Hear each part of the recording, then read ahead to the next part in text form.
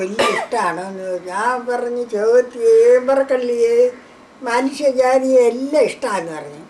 നീ നോക്കിക്കോണം, ഞാൻ ചാകുമ്പോൾ ഈ തിണ്ണാ കിടത്തു എൻ്റെ കിടക്കുമ്പോൾ അത് നോക്കിക്കോണം. ഇത് മാത്രം ചോദ്യങ്ങളും ഒക്കെ എന്നെ കാണാൻ വരിക.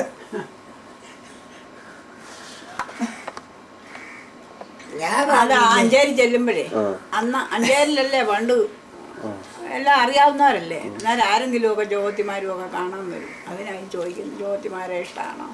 അമ്മ അവിടുത്തെ അമ്മ എല്ലാവരോടും പറയും, ഞമ്മയോടും പറയുന്നുണ്ടല്ലോ.